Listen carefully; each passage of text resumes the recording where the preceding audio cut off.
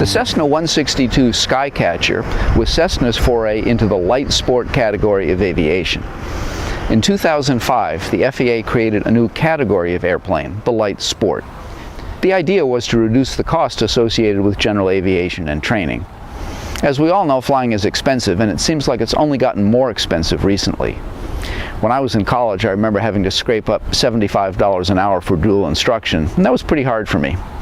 Then again, Harrison Ford used to complain about spending $33 an hour dual. Anyway, the last time I checked, dual instruction in a 172 was more like $280 an hour, so it's gone up.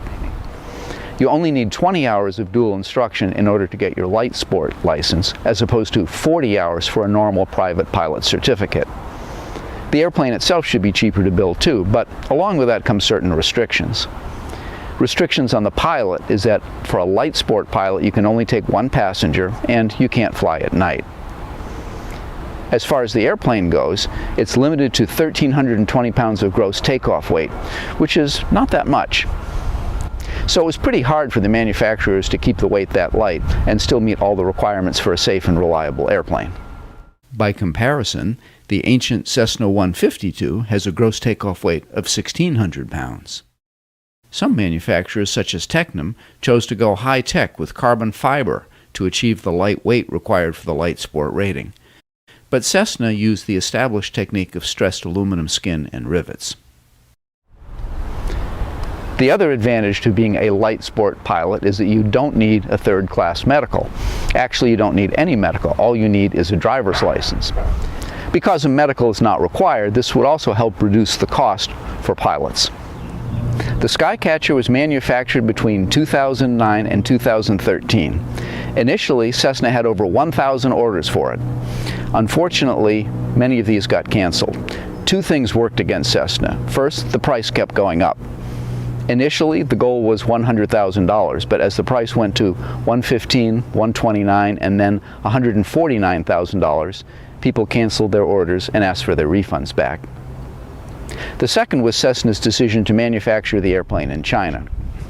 Not only did this not really save them money given limited production numbers, but a lot of people really weren't happy about knowing that their Cessna was built in China. In the end, Cessna manufactured just 275 Skycatchers. Of those, there are currently 193 registered in the U.S. One of them is right here in Smyrna. Let's take a closer look. There are a couple of things to notice on the outside. First is the fully freewheeling castering nose wheel. This was designed to save cost and weight, but it does take some getting used to. Next is the tail skid, which has been mounted to the ventral fin. The large ventral fin was added for increased lateral stability, but it requires a tail skid, as there's the possibility of a tail strike if you come in at too steep an angle. On the inside, two things really jumped out at me. The first was the gull-wing doors. It reminds me of something exotic, like maybe a Lamborghini Countach or a DeLorean.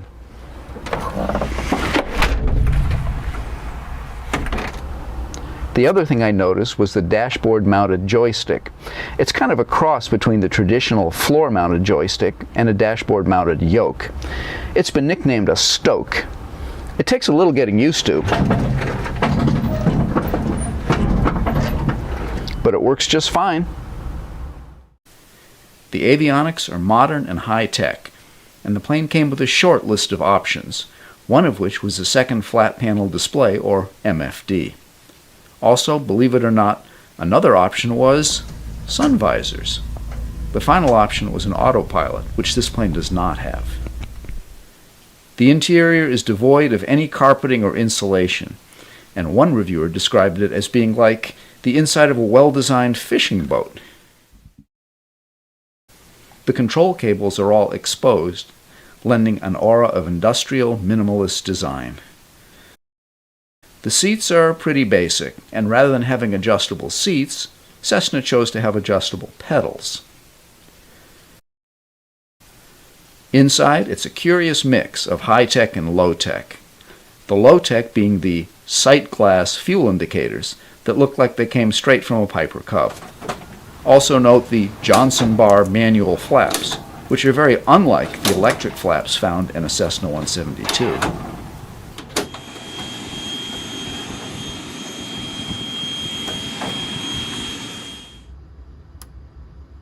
High-tech touches, besides the fabulous Garmin G300 flat panel displays, include electric trim. There is no manual trim. Clear prop.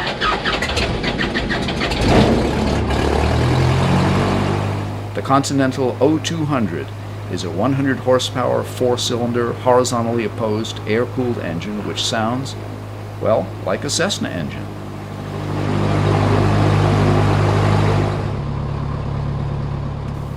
Now here's where the cast-ring nose wheel comes into play. You have to apply differential brakes and get some air moving over the rudder to get everything to work properly. But in the end it works well enough.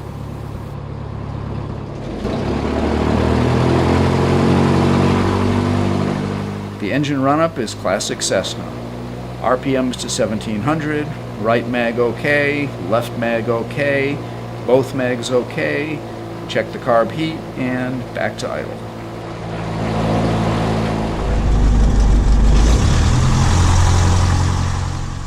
When it's hot out, you can do the whole run-up with the door open.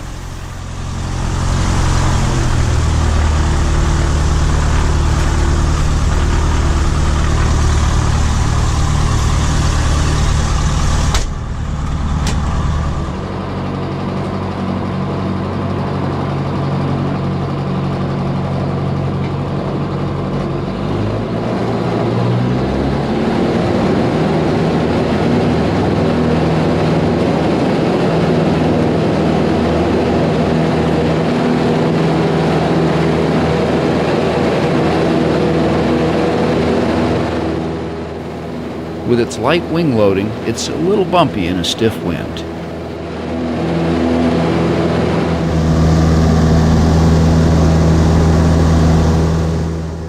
Visibility is great thanks to those big side windows.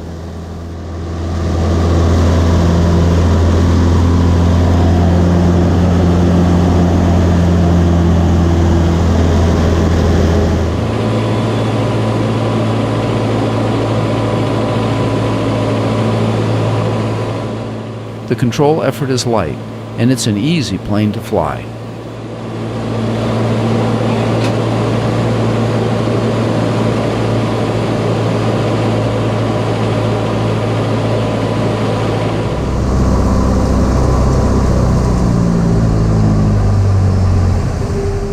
Stall and stall recovery are very benign, as you would expect from a Cessna.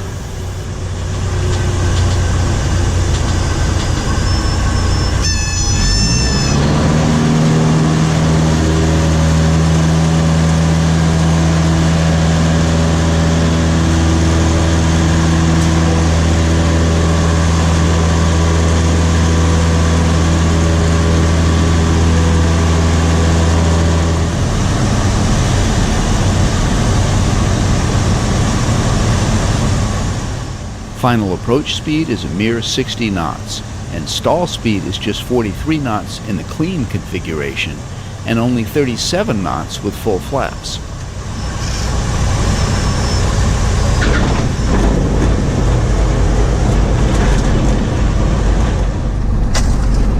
It's a relief to open that door again immediately after landing.